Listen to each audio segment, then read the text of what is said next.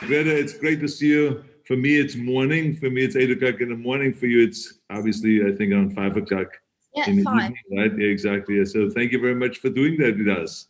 Oh, This is thank you. great. So glad to be on here. Thank you for having me. Absolutely. So, I mean, this has been quite a year for you. It's unbelievable. I mean, it's like the last time I remember I saw you was when you went to Santa Monica bicycling with me through Santa Monica and through the parks and everything like that. And I remember that you also went up, you visited different places here, and especially a lot of the places that were damaged because of the fires, the wildfires and all that stuff. I remember you went up to Paradise. And those people that don't know, this is a town that was destroyed by wildfires, and there was, like, I would say, 85 people died because of the fire, and 95% of all the structures were destroyed. It was like 18,000 structures that were destroyed. So that the people know the enormity of this fire. You went up there to visit this town and all that stuff. And since then, it has been, kind of like a wild roller coaster ride for you. So, what has this last year been like for you? I think it has been quite a roller coaster for everyone, because I went on lots of trips. I was traveling all the time, and I didn't sleep in one place more than like 3 nights. And then coming home and then going into lockdown, and basically not meeting people for quite a few months. So it was a big contrast. And but of course, like everyone has experienced, it's been a very strange year. But it's I've also returned to school, which I find very nice. So it's been good as well. What has it been like? And now you've been now gone for a year, I think, from school. What is it like going back to school now again? I'm really enjoying it. It's really good to get back my routines, and to get back to school, to have something to do every day where you know what you do, and I love learning as well. So it's really fun. Now, you one time said, I saw an interview where you said you want to become a scientist. Is that Yeah. still the case? Do you want to be a scientist, or what is your goal in the future? I have no idea, to be honest. I want to be everything. I want to be a scientist, but I also want to be basically everything else. So I don't know. But right now, I will take it one step at a time, and be an activist for as long as I have to, for as long as I want to. Have you, and you, by the way, you're a very good activist. I mean, it's fantastic. And that leads me to my next question. I was always saying to myself, I mean, did she know the kind of incredible impact that she will make on the world by not going to school for a year and to just traveling around the world and to be an activist and to speak up and to say your mind? And I mean, did you know this would happen? Because you became now the most famous and effective kind of communicator in the environmental movement. So, what was your thinking before you started this whole thing? Well, I mean, I haven't done that much. I it's the climate movement consists of millions or even tens of millions of people. So I have not done all this alone, of course. But I mean, I didn't really plan anything. I just thought that I need to do something. I want to do everything I can, and this is something I can do. And then I just went on with it and did what I could, and that's what I keep doing still today. Have you ever thought about ever running for office yourself? Mhm. I mean, becoming a politician and getting inside in order to really make changes, or do you rather stay on the outside and make changes from the outside? Uh, I guess both are good. Both suits different kinds of people. Um, I mean, I am 18 now, so I guess I could run for office in Sweden, if I wanted to. But I think that right now, what we need most is pressure from the outside. We have lots of politicians, and who, of course, many of them want to do more than they are doing. We have a goodwill, but we don't have real political will. We don't have real political pressure from the public on politicians. So I feel maybe that's where I can be most useful, to be one of those people demanding action from the outside, spreading awareness in order to create this movement of people who together are demanding action. Uh, uh, that is absolutely true. And I think that the question really is, is if the communication, the way this whole subject of climate change and pollution and terminating pollution and all of this has been communicated the right way. Because I think there's a reason why it never really caught on the way we all envisioned to catch on. Because the question is because there's experts that say that the idea of threatening people and always doing doom and gloom kind of message and the world is coming to an end and all this stuff doesn't really affect people the way we actually plan to do that. That there's another way of communicating. What is your thought about all that? I guess we've been trying to wake people up in so many different ways. One way has been more effective than the other, and etc.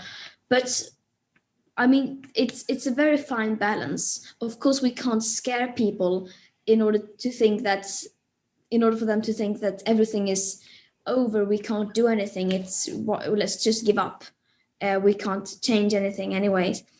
But also at the same time not making it look like action is also happening, so that people fall back to sleep and think that, oh, things are being taken care of tonight, I'm not needed. There's a very fine balance, and of course that's what you need to achieve, and it's quite hard to tell the reality as it is, but not make it seem like we can't change it. Right, exactly. So what is your thought that needs to be done and what we need to tell people in order for them to become part of the solution rather than being part of the problem?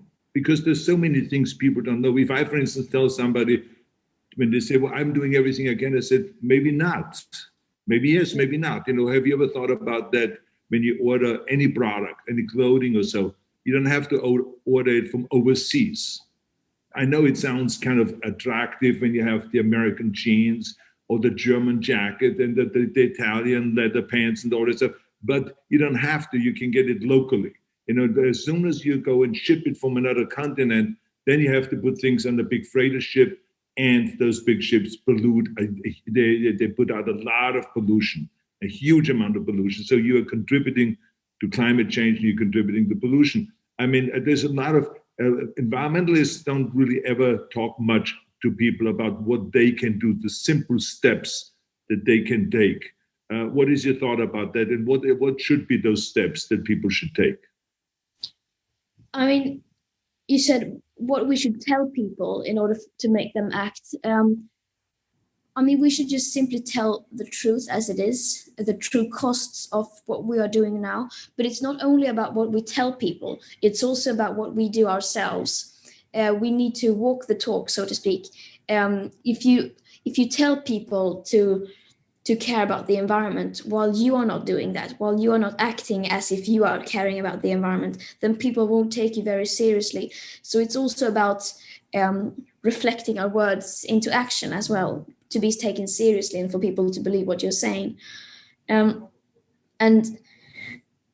yes, we need individual action. Of course, we can't only focus on individual action because we need a more of a systemic change. We need to focus, of course, more as well on governments and companies and on state levels and so on. But I mean, we can't have systemic change without also having individual change. We need both of them. One does not cancel the other, so to speak. We need everything we possibly can now. And these things that you do in your everyday life, at least for me, I do them to influence the people around me, to send a signal that we are in an emergency and we need to act accordingly. Because if one person starts doing something, then the people around you will also start thinking, what is there something wrong? Is this something I should be caring about, and so on. And in order to create public pressure, in order to create pressure on politicians, we need people to be aware of the situation we are in. So if you start making changes in your everyday life, that's a part of spreading awareness and to create a bigger, critical mass of people who are demanding change. Right. What do you think about the people? What is your message to the people that, there's always the naysayers. It's impossible. It can't be done. No, and all this stuff. And I always say, as a matter of fact, I made it one of the main rules to success when I talk about how to be successful is don't listen to the naysayers. Yeah. It's just don't listen to the naysayers. What is your message to the naysayers? That, I mean, we have to believe that this is possible because it is still possible. It is still possible within the laws of physics to avoid the worst consequences. But it's only possible if we take action. So it's up to us. If we are just sitting here and saying no, it's not going to happen, then it will not happen. But if we, on the other hand, say it can happen because we are going to make it happen, then we will make it happen. Because as long as we believe that change is possible, we will still be fighting for change. And so it's still in our own hand. We still have things in our own hands. And if we choose to take action, we can achieve almost anything because we don't know what will happen if we start to take action. We have never faced a situation like this before. So it could have positive tipping points. It could have positive feedback loops. Yeah. Yeah, but I think also in general, people just, it's an easy way out to just say, oh, this is impossible, and then just surrender and give up. And I mean, I've heard this my whole life, and I'm sure you've heard it a lot of times yourself. I mean, when I was talking about being a bodybuilding champion, they said it's impossible. It's an American sport. When I wanted to get into show business, they say you would never be a leading actor. When I wanted to run for governor, they said it's impossible. You've never even run for mayor or for a congressman or something. So everything was always impossible. So that's why I kind of laugh at this, because I believe what Mandela said, that everything seems to be impossible until someone does it. And I think that we can do it. There's absolutely no two ways about it. Since this is created by human beings, this mess, I think that human beings can also get rid of it. The key thing is just, that for everyone to rally together and to work together on this. This is as simple as that. And this is why I think people like you are so important. And the impact that you have had, not just on grown-ups, but specifically on young people, on children, and from children on to young adults, is just extraordinary, especially with those Friday school strikes that they have had. And so my question is now, how did you kind of replace that? Because after COVID happened, you couldn't really do those Friday strikes anymore. And so how did you replace that? Was it through using a platform and communicating through the internet, or what was your way of communicating with the people? As soon as the pandemic really was became a big thing, especially in Europe, around the middle, I think it was around the 10th of March or something, 2020, we got together internationally and decided very easily that we were going to postpone and cancel everything that we had planned because it was the only responsible thing to do. And so we did. And we moved online. We had like campaigns online. We had some kind of live streams to try to educate people. We had like Twitter storms, online campaigns, and did educational videos and so on to try to do our bit, even though we couldn't meet physically. But then we have also had strikes. In some places, people have gone on striking every week, in small numbers, of course, where that has been possible. And then we have had some kind of global strikes. In some places, people can gather in bigger numbers, for example, in Australia and New Zealand. But in some places, it's like a couple of people who are standing with a few feet apart. And in some places, they make completely actions completely without people. For example, that they put out signs on the streets, or that they hang something out of the window, or whatever it is, or sometimes we just make strikes online, that we gather online on Zoom meetings, for instance, and take a picture together with signs and post online. Of course it doesn't have as much impact, but at least it's something. But soon we'll be back again on the streets. But whenever you are online, you always have those trolls that attack, and they say the mean-spirited things, and they always say, how do you deal with that? I mean, it's inevitable, unfortunately, in today's society to speak out on something that is actually important without receiving huge amounts of threats or hate or mockery and lies being spread about you. I mean, that's just inevitable, unfortunately. So you just have to kind of deal with it, I guess. It shouldn't be that way, but those are the rules that is now. And of course, we need to do everything we can in order to change those rules. But for now, I just sort of accept it, because I mean, you could also see it in another way. Why would they spend their time attacking and spreading doubt or lies about teenagers who are just trying to do good? Why would they spend their time doing that? That must mean that we are doing something important. Otherwise, they wouldn't prioritize that. So that means that we are getting heard. Absolutely. I think this is the right attitude to have. You just have to let it kind of roll off your shoulder. Key thing is just to stay on message and to keep marching forward. I just wanted to also find out from you, because I'm really angry about the countries that made a commitment in 2015, voluntary commitment, may I remind you, voluntary commitment to reduce greenhouse gases and pollution by a certain percentage.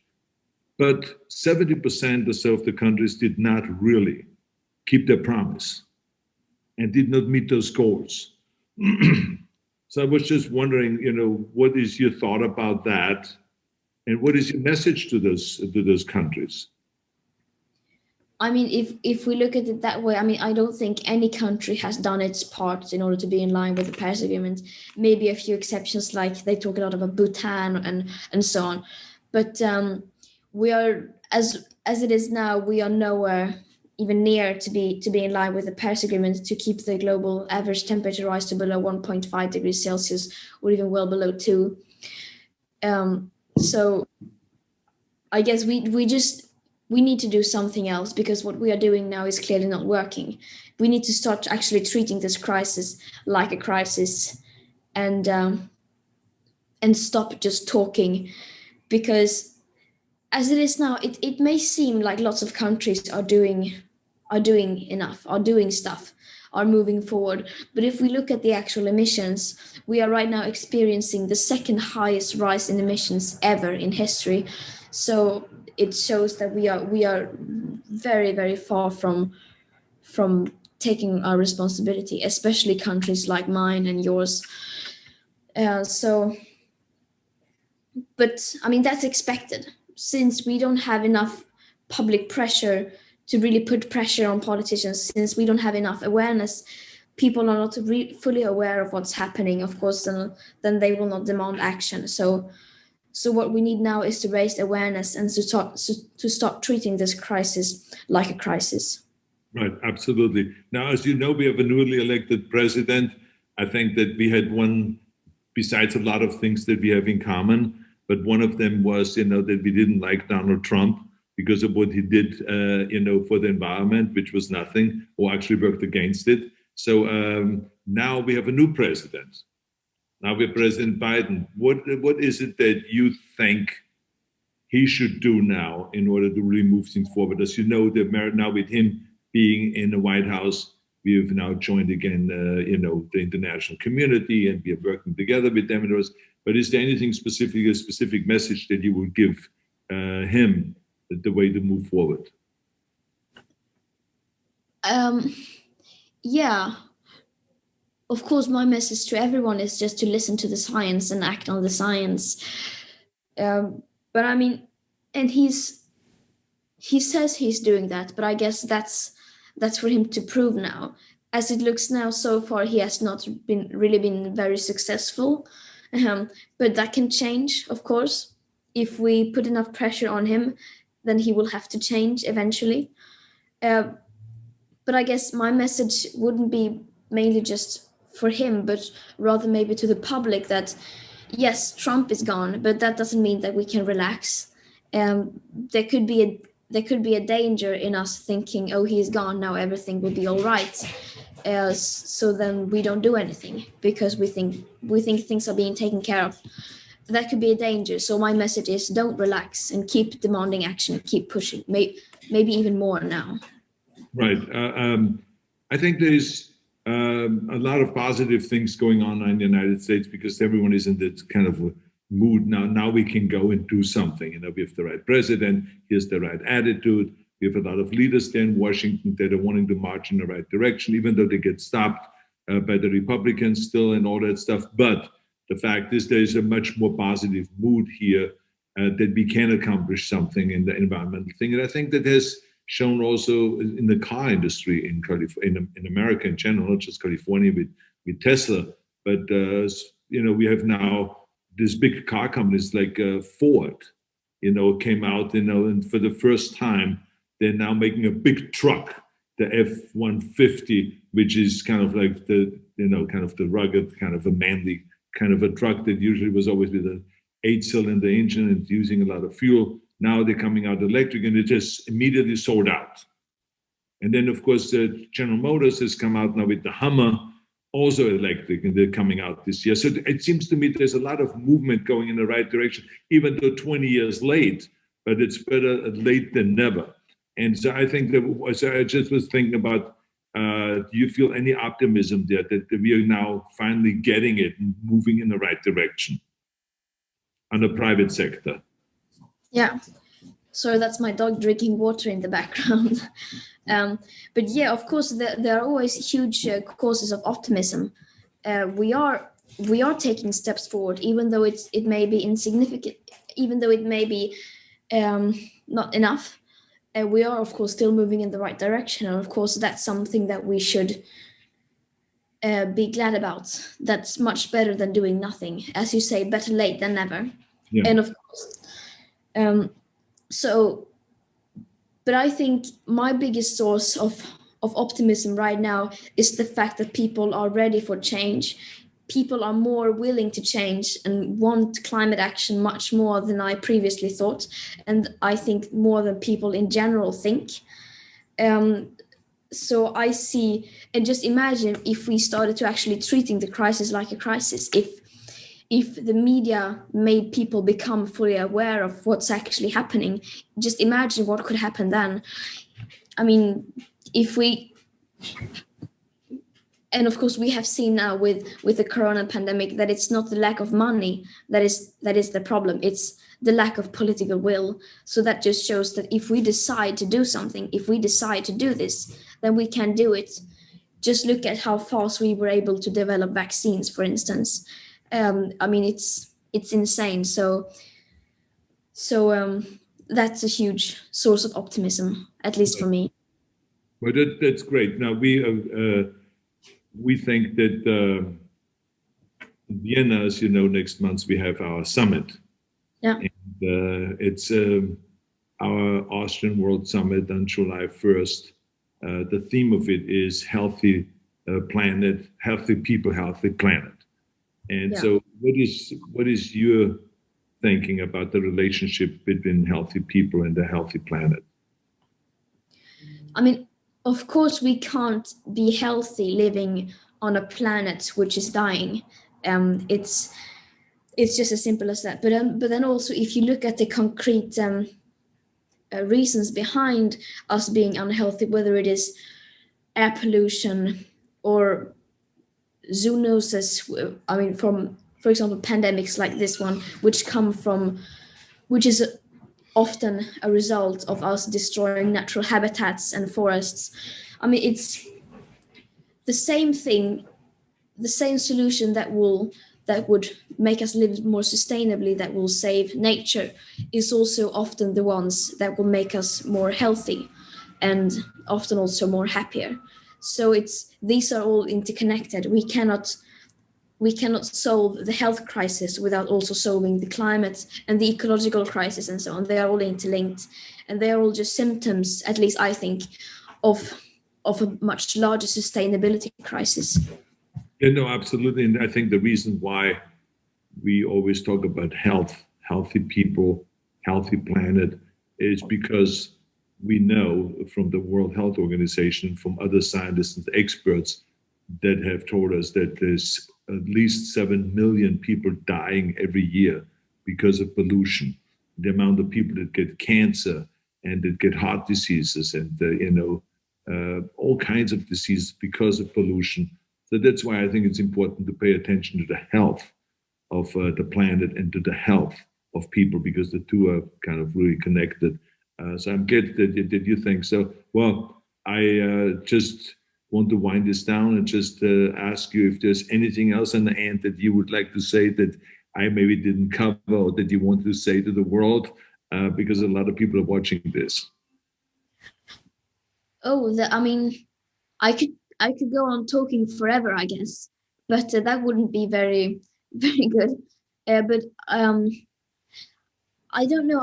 I want to thank you for doing everything that you are doing and for raising awareness on this and for using your platform and also for having helped me personally as well. So thank you for that. And we will continue this fight because there is simply no other choice. So yeah. I'm looking forward to battling this together. Like I said, and as you said so eloquently, that there is not just us, but there's millions and millions of people that are doing that every day, fighting for a clean environment. And we want to thank them all. But I want to thank you. And I tell you, you are so much fun to hang out with. When you came here to Los Angeles, I loved hanging out with you and talking for hours and going on bike rides. I'm looking forward to doing that again. And I'm looking forward to seeing you again. Okay, so good luck with your school. Good luck with your career. Good luck with all your fighting against pollution and all this stuff. And we will see you again very soon, okay? Yes, definitely. Good luck to you too. Thank you very much. Thank you. And have a good day. Bye-bye. And please say hi to your father. I will. How is he doing, by the way? He's good. Good. Say hi to him, okay? And I want to see him again too. Work out with him. Definitely. Okay, good. Thank you. See you. Bye-bye.